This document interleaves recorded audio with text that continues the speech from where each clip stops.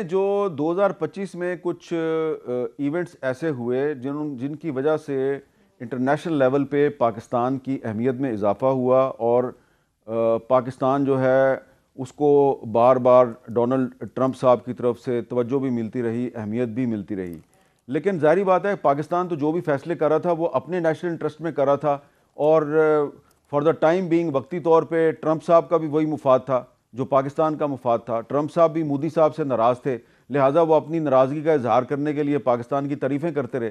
लेकिन अब 2026 में कुछ हालात व वाक़यात ऐसे हो रहे हैं कि पाकिस्तान जो है वो कुछ ऐसे फ़ैसले कर रहा है जिस पे शायद ट्रंप साहब इतने खुश नहीं होंगे। मिसाल के तौर पे जो हमारे डिप्टी प्राइम मिनिस्टर इसहाक डार साहब ने ये एक पब्लिकली कह दिया है कि पाकिस्तान हमास को डिसआर्म करने के लिए अपनी फ़ौज गज़ा नहीं भेजेगा, तो ये एक ऐसा फ़ैसला होगा कि जिस पे ट्रंप साहब ज़्यादा खुश नहीं होंगे। तो ज़ाहिर बात है ट्रंप साहब जब खुश नहीं होंगे तो आने वाले दिनों में कुछ ऐसी डेवलपमेंट्स हो सकती हैं 2026 में या 2027 में कि जिसका इनडायरेक्टली फ़ायदा जो है वो इमरान खान को। पर फिर हुआ ये कि इस साल के अंदर हुकूमत मजीद मजबूत पोजीशन में दिखाई दी है। अपने इत्तेहादियों की तरफ से भी कोई बड़ा चैलेंज नहीं, ऐसे किसी बड़ी मुश्किल का सामना नहीं करना पड़ा। बासकून आईनी तरमीम की हैं, 26वीं आईनी तरमीम के जरिए बड़े सुकून से अगली आईनी तरमीम भी लाई गई और आप ये देख रहे हैं कि मजामत होगी तो मफामत होगी वाला जो एक फॉर्मूला था वो मरियम बीबी के लिए तो काम कर गया मगर तहरीक इंसाफ के लिए काम नहीं किया। तो जो रेड लाइंस थी जिनका शुरू में ही कहा गया था उसके ऊपर डिलीवर किया गया, वो रेड लाइंस आज ज्यादा गहरी और मजबूत हो चुकी हैं। So is the government in a much stronger position today than when the year started? हाँ, ये बात दुरुस्त है, लेकिन इसमें मैं ये कहूँगा कि एक दफ़ा फिर जिस तरह तहरीक इंसाफ ने पहले ट्रंप साहब पे बहुत ज़्यादा इन्हिसार किया, तो हुकूमत पाकिस्तान जो है उसने तहरीक इंसाफ की जो स्ट्रेटजी थी कि वो अमेरिका में ट्रंप साहब के ऊपर बहुत ज़्यादा काम कर रहे थे, तो हुकूमत ने ट्रंप साहब पे उनसे ज़्यादा मौसर तरीके से काम किया और उनको जीत लिया। उनकी उनकी जो खुशनुदी हासिल करने में वो कामयाब रहे। बल्कि ऐसा लगता है कि अब तो ट्रंप साहब जो हैं वो हुकूमत पाकिस्तान के एक बहुत बड़े परस्तार बन चुके हैं। तो इसी तरीके से जो तहरीक इंसाफ की एक और मिस कैलकुलेशन थी वो ये थी कि तहरीक इंसाफ ने जजेस के साथ बहुत ज़्यादा उम्मीदें लगा ली थी और जजेस भी वो थे कि जो असूल की बुनियाद पर खड़े नहीं हुए थे। अक्सर जो जजेस थे उनकी आपस की लड़ाइयाँ बहुत थीं। जो काजी फाइज़ा के ख़िलाफ़ इमरान खान साहब के दौरे हुकूमत में एक रेफरेंस फ़ाइल हुआ था नाअहली का, उस रेफरेंस ने जो जजेस के दरमियान जो एक इख्तलाफात पैदा किए थे और उनके दरमियान एक तकसीम पैदा कर दी थी। और फिर जनरल फैज़ हमीद जो हैं वो कुछ जजेस को पीछे से बैठ के कंट्रोल कर रहे थे और जब फैज़ हमीद साहब मंदिर से हट गए, उनको गिरफ़्तार कर लिया गया, तो वो जजेस जो हैं वो फिर उनको गाइड करने वाला कोई नहीं रहा, तो वो गलत शॉट्स खेलते रहे। उन्होंने भी, जजेस ने भी मिस कैलकुलेशन की और वो गलत स्टैंड लेते रहे। उनका कोई स्टैंड असूली स्टैंड नहीं था। और तहरीक इंसाफ इस किस्म के जो जजेस थे जो पहले जनरल फैज़ के हाथ में खेल रहे थे, उनके साथ उन्होंने उम्मीदें लगा ली कि जी ये हमें रिलीफ देंगे, तो वो तो रिलीफ देने के काबिल नहीं थे क्योंकि उनके तो वीक पॉइंट्स उनके पास थे। मैं इस्लामाबाद हाई कोर्ट के जजेस की बात नहीं कर रहा, मैं सुप्रीम कोर्ट के जजेस की बात कर रहा हूँ जिनको जनरल फैज़ साहब सुप्रीम कोर्ट में ले गए थे, मुख्तलिफ हाई कोर्ट से इकट्ठा करके वहाँ पे ले गए थे।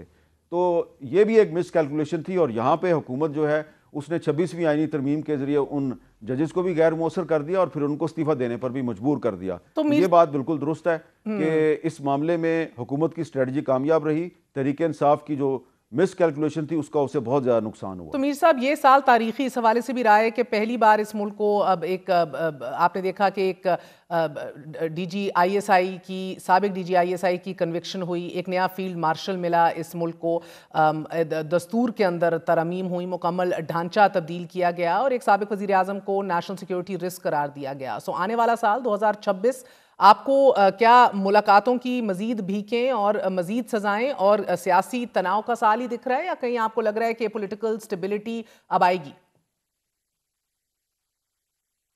देखिए, जो 2025 में कुछ इवेंट्स ऐसे हुए जिनकी वजह से इंटरनेशनल लेवल पे पाकिस्तान की अहमियत में इजाफ़ा हुआ और पाकिस्तान जो है उसको बार बार डोनाल्ड ट्रंप साहब की तरफ से तवज्जो भी मिलती रही, अहमियत भी मिलती रही। लेकिन ज़ाहिर बात है पाकिस्तान तो जो भी फैसले कर रहा था वो अपने नेशनल इंटरेस्ट में कर रहा था, और फॉर द टाइम बीइंग वक्ती तौर पे ट्रंप साहब का भी वही मुफाद था जो पाकिस्तान का मुफाद था। ट्रंप साहब भी मोदी साहब से नाराज़ थे, लिहाजा वो अपनी नाराज़गी का इजहार करने के लिए पाकिस्तान की तारीफ़ें करते रहे।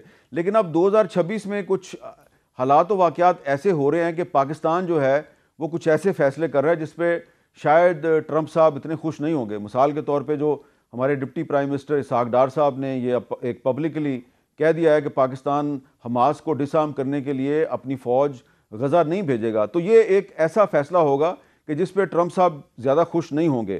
तो ज़ाहिर बात है ट्रंप साहब जब खुश नहीं होंगे तो फिर पाकिस्तान जो है उसको ट्रंप साहब की तरफ से कुछ प्रॉब्लम्स का भी सामना करना पड़ सकता है। तो ऐसी सूरत में अगर इंटरनेशनल लेवल पे पाकिस्तान जो है वो अपनी अहमियत को कायम नहीं रख पाता और कुछ ऐसे फ़ैसले करता है कि जिससे कि ट्रंप साहब जो हैं वो नाराज़ हो जाते हैं, तो फिर उसके असरात जो हैं वो पाकिस्तान की सियासत पर भी पड़ सकते हैं।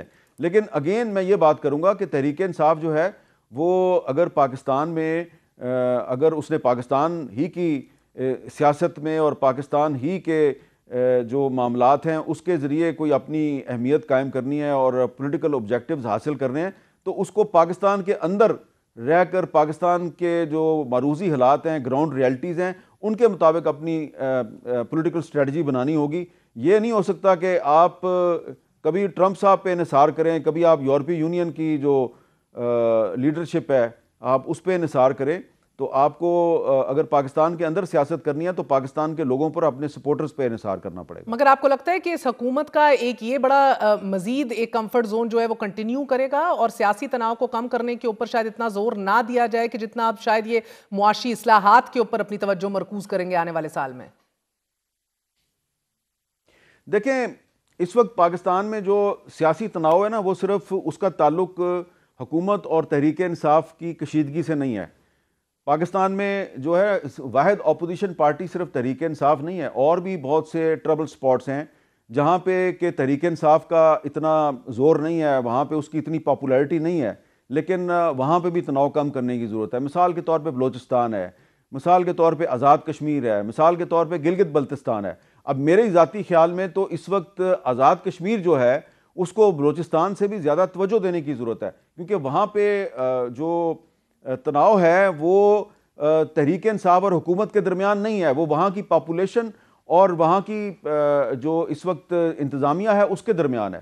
तो अगर आप तनाव कम करना चाहते हैं और आप चाहते हैं कि पाकिस्तान में पॉलिटिकल स्टेबिलिटी आए, तो सिर्फ तहरीक इंसाफ के साथ सीज़ फायर करने से या उसको कोई पॉलिटिकल रिलीफ देने से तनाव कम नहीं होगा। ये भी एक मिसकैलकुलेशन है। बिल्कुल। आप उस वक्त तक पाकिस्तान में आप स्टेबिलिटी कायम नहीं कर सकते जब तक आज़ाद कश्मीर, बलोचिस्तान और गिलगित बल्तिस्तान के लोग आपसे राजी नहीं होते। बिल्कुल। और सर फिर मगर साथ पीटीआई को भी कोई रिलीफ देने की कोई जल्दी नहीं दिखाई दे रही ना। सो इन सारी फ्रंट्स को एक साथ अगर अर्जेंटली एड्रेस करना होगा, हुकूमत को इस बात का इदराक है या हुकूमत एक ओवरली कंफर्टेबल जोन में है? हुकूमत ने तो कोशिश की इमरान खान साहब को रिलीफ देने की, क्योंकि हुकूमत के जो इस वक्त अरबाब इख्तियार हैं, हुकूमत में शामिल बहुत सी शख्सियात हैं, ये माजी में ख़ुद इसी तरह की डील्स करके जेल से बाहर आते रहे हैं। तो उनका ख्याल था कि हम भी अगर इमरान खान साहब को कोई ऑफ़र करेंगे तो वो भी मान जाएंगे। तो अब वो इमरान खान साहब नहीं मान रहे, तो देखते हैं कि अब ये 2026 में इमरान खान को ऐसी कौन सी ऑफ़र करते हैं कि इमरान खान मान जाएं। मैं तो बार बार यही बात कर रहा हूँ कि इमरान खान साहब ख़ुद इस वक्त जेल से बाहर आने के लिए तैयार नहीं है, क्योंकि अगर वो जेल से बाहर आएंगे या बनी गाला में जाके बैठ जाएंगे तो उनको बहुत कुछ करना पड़ेगा। अभी जेल में तो आराम से बैठे हुए हैं और सारा जो उनके इनकार का और उनकी ज़िद का बोझ है वो तहरीक इंसाफ की लीडरशिप ने उठाया हुआ है। तो इसलिए मैं ये समझता हूँ कि हुकूमत तो शायद इमरान खान साहब को रिलीफ देने के लिए तैयार है, बार बार उनको मुज़ाकरात की ऑफ़र भी दे रही है, वो खुद ही तैयार नज़र नहीं आते। ठीक है। और सर आपको आने वाले साल में कोई पुश बैक दिखाई दे रहा है? देखिए ना, ये अब एक बड़ा ही अहम सवाल आपने किया है। तो मैं ये समझता हूँ कि अगर कोई ये समझता है कि सिर्फ इमरान खान को रिलीफ देने से पाकिस्तान के हालात में बेहतरी आ सकती है तो मैं इससे इत्तेफाक नहीं करता। और इस वक्त जो लोगों के मुआशी मसाइल हैं वो इतने बढ़ गए हैं कि बिलावल भुट्टो जरदारी साहब जो कि इस हुकूमत के एक बहुत बड़े इत्तेहादी हैं, उनके वालिद साहब सदर पाकिस्तान हैं, अब वो भी ओपनली कह रहे हैं कि हुकूमत की जो इकनॉमिक पॉलिसीज़ हैं उसकी वजह से आम आदमी को कोई रिलीफ नहीं मिल रहा। तो ये अगर बिलावल साहब ने बात किया तो इसका मतलब यह है कि कुछ ना कुछ तो जो ग्राउंड रियलिटीज़ हैं उसका उनको भी एहसास है। सर, इत्तेहादियों के हवाले से मीर साहब, all is well and all will remain well, या एनएफसी के हवाले से कोई दरार पड़ सकती है इस साल? ऑल इज़ नॉट वेल, क्योंकि मीडिया की सारी तवज्जो जो है वो तहरीक इंसाफ और हुकूमत की कशीदगी पर रहती है। तो हम कभी तवज्जो नहीं देते कि हुकूमत और उसके इत्तेहादियों के दरमियान क्या चल रहा है। तो बज़ाहिर आपको ये नज़र आता है कि सदर आसिफ अली जरदारी और वज़ीर आज़म शहबाज शरीफ जो हैं उनके दरमियान ताल्लुकात बहुत अच्छे हैं, जो कि वाकई बहुत अच्छे हैं। लेकिन विदिन PMLN और विदिन पीपल्स पार्टी बहुत से मामलात ऐसे हैं जिनको ठीक करने की ज़रूरत है, और अगर वो ठीक नहीं होंगे तो आने वाले दिनों में कुछ ऐसी डेवलपमेंट्स हो सकती हैं 2026 में या 2027 में कि जिसका इनडायरेक्टली फ़ायदा जो है वो इमरान खान को हो सकता है। बहुत बहुत शुक्रिया।